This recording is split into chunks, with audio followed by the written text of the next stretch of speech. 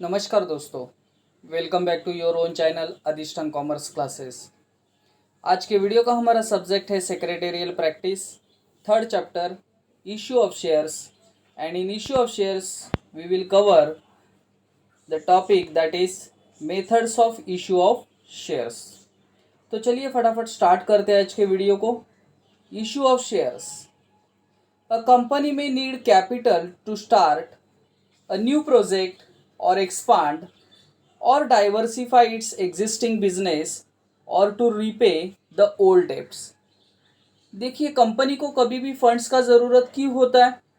एक तो नया प्रोजेक्ट को स्टार्ट करना होगा तो, या एग्जिस्टिंग बिजनेस को एक्सपांड करना है, डाइवर्सिफाई करना है तो, या डेब्ट्स को अगर पे करना है तो।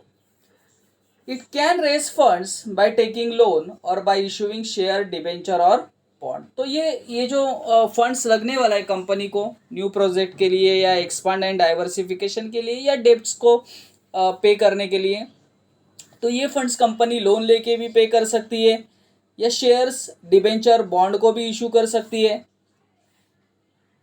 In case company wants to raise capital by selling its shares, it can issue preference shares or equity share। Means if company wants to raise the capital by issue of shares, then company can issue preference shares or equity shares। Then methods of issue of shares। A part उन्होंने बोला है public offer, जहां IPO and FPO. आज के video में हम IPO और FPO तो कवर करने का पूरा ट्राई करेंगे। नेक्स्ट वीडियो में shares issue to the existing equity share holders, जिसमें right issue, bonus issue. C category shares issue to the existing employee, ESOS, ESPS, SARS and sweat equity shares. And in D part, private placement, that is right issue and preferential allotment। So आज के video में हम try करेंगे कि public offer को पूरा cover करें। तो चलिए फटाफट आगे बढ़ते हैं। पब्लिक इश्यू ऑफ और public offer of share. Public issue और public offer of shares. Public issue और offer means offering the shares to the public. देखिए, हम पब्लिक इश्यू किसे कहेंगे? Whenever company issue the shares to the public, means company inviting public to subscribe the shares। Company public को invite कर रही है कि कंपनी का शेयर्स खरीदिए। मीन्स कंपनी जब भी पब्लिक को शेयर इशू करेंगी तो उसे हम कहेंगे public issue. This is the most common method used by companies. The company invites the public to subscribe for its shares by issuing prospectus. तो जब भी कभी भी कंपनी शेयर्स को इशू करती है तो कंपनी को प्रॉस्पेक्टस इशू करना ज़रूरी है। प्रॉस्पेक्टस इशू करना क्यों ज़रूरी है? क्योंकि प्रॉस्पेक्टिव इन्वेस्टर है, वो प्रॉस्पेक्टस को पढ़ेंगे, कंपनी का परफॉर्मेंस देखेंगे, उसके बाद ही वो कंपनी में इन्वेस्ट करना है या नहीं करना है उसका प्रॉपर डिसीजन ले पाएंगे। सो इसके लिए कंपनी को प्रॉस्पेक्टस इशू करना ज़रूरी है। प्रॉस्पेक्टस एक ऐसा डॉक्यूमेंट है जहाँ कंपनी का इंफॉर्मेशन आपको मिल जाएगा। A company can use two pricing method to offer the shares to the public। So दो प्राइस मेथड से कंपनी शेयर्स इशू कर सकती है। फर्स्ट है fixed price issue method. Under this method company states in its prospectus the quantity and the price at which shares are offer to the public.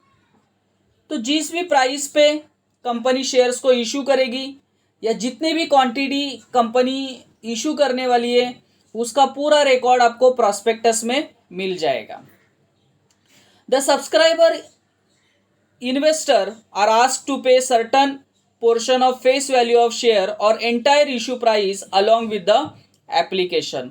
सो जब भी कभी भी company ऐसे शेयर्स को इशू करती है तो कंपनी एक तो पूरा कैपिटल आपसे एक साथ मंगा सकती है या फिर इंस्टॉलमेंट के बेसिस पे भी कंपनी फंड्स रेज कर सकती है। देन आगे, the company subscriber investor are asked to pay certain portion of face value of shares और entire issue price along with the application. Means जब कभी भी प्रोस्पेक्टिव इन्वेस्टर इन्वेस्टमेंट का डिसीजन लेते हैं तो एप्लीकेशन के साथ एक तो पूरा फंड्स कंपनी रेज कर सकती है या इंस्टॉलमेंट से पे भी पैसा ले सकती है।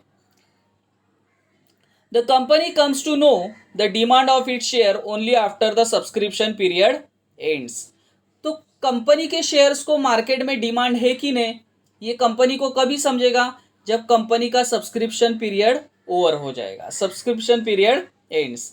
Company can issue shares at par और at premium. At par means अगर सपोज 10 रुपये का शेयर है, अगर कंपनी इसको 12 रुपीज़ में इशू कर रही है then it is called at premium issuing. If company shares face value is 10 rupees and company अगर उसको 10 रुपये में ही इशू कर रही है then it is called shares are issued at a par. Fixed price method is used for all types of issue, that is public issue, right issue, employee stock option scheme। ये सभी में fixed price issue method को use किया जाता है। सो fixed price method क्या है, जहां कंपनी कितना क्वांटिटी इशू करने वाली है या किस प्राइस पे इशू करने वाली है इसको प्रॉस्पेक्टस में पहले से ही दिया होगा। चलिए फटाफट आगे बढ़ते हैं। दूसरा मेथड है book building method. Under this method issuer company determines number of shares and the issue price at which it shares will be sold by bidding process. देखिए फिक्स प्राइस मेथड में कितने क्वांटिटी इशू होने वाला है या कितना price पे issue होने वाला है ये प्रॉस्पेक्टस में लिखा होगा। But in book building process quantity and उसका इशू प्राइस ये बिडिंग प्रोसेस से फिक्स होगा।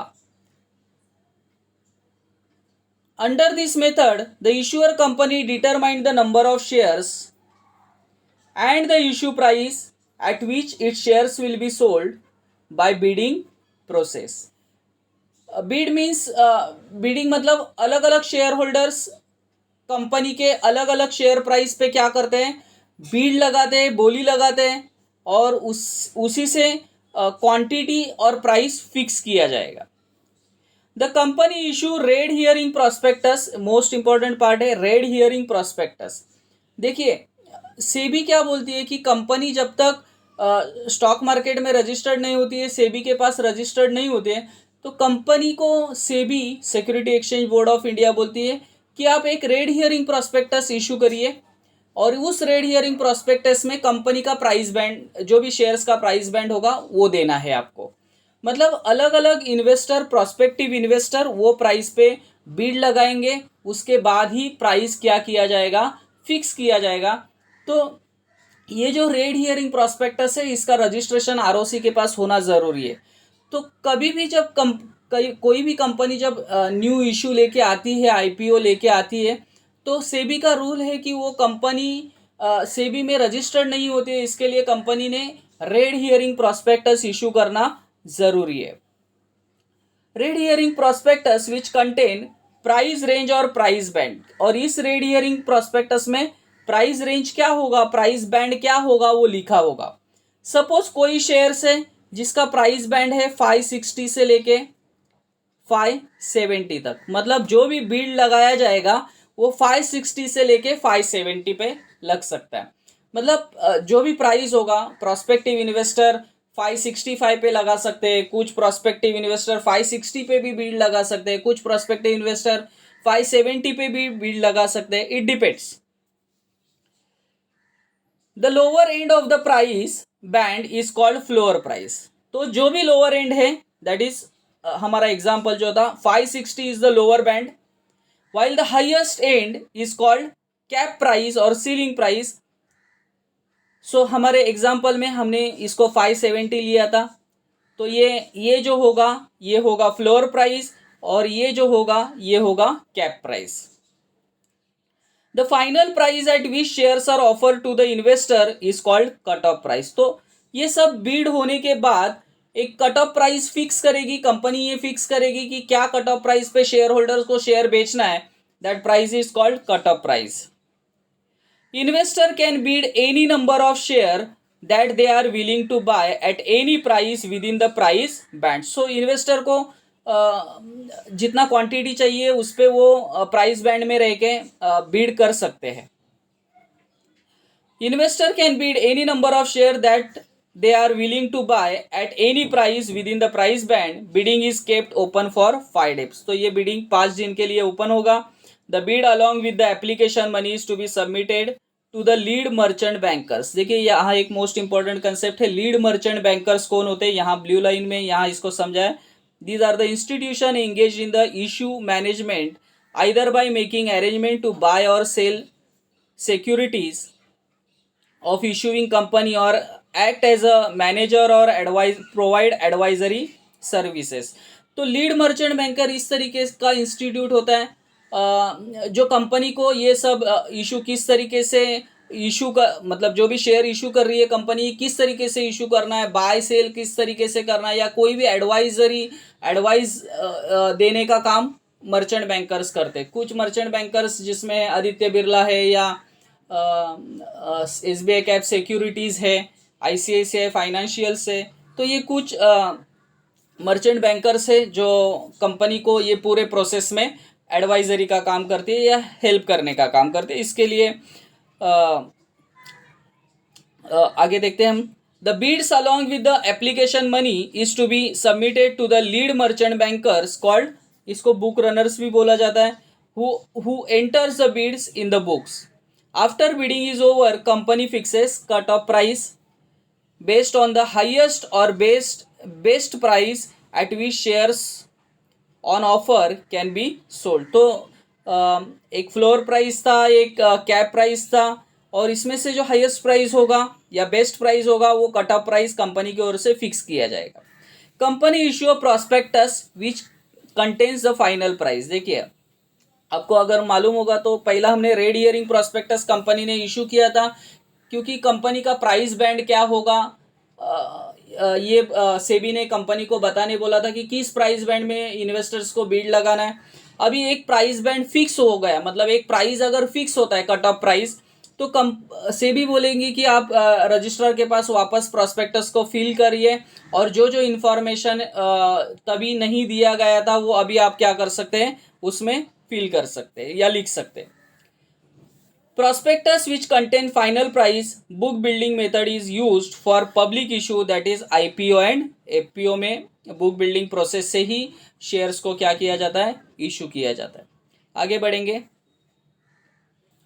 अ company can make public offer through 2 methods, that is IPO, first IPO and second FPO. IPO, initial public offer refers to process of offering shares of a company to the public for the first time. Means जब company first time stock exchange में entry कर रही है, first time public को shares issue कर रही है, then it is called IPO, initial public offer.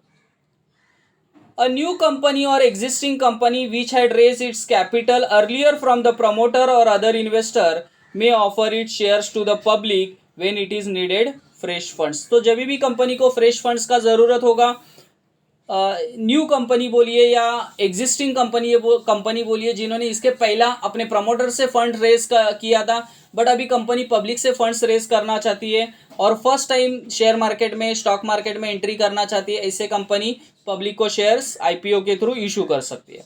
The first time company offer it shares to the public is called initial public offer.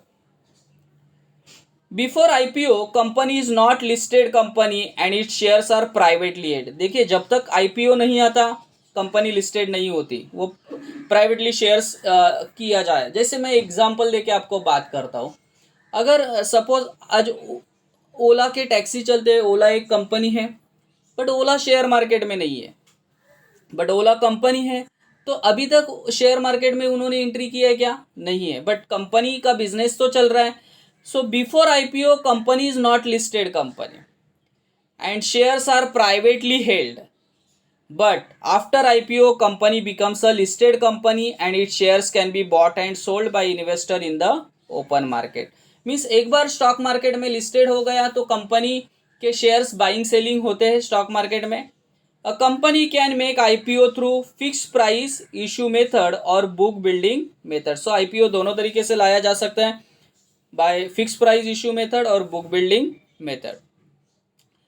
Further public offer or follow-on public offer. When company issue shares to the public after an IPO. देखिए first time जब कोई भी company shares लाती है तो उसको IPO कहते हैं, बट फर्स्ट टाइम लाने के बाद नेक्स्ट टाइम जब कंपनी शेयर्स को इशू करेगी पब्लिक को तो उसको हम फर्दर पब्लिक ऑफर या फॉलो ऑन पब्लिक ऑफर कहेंगे।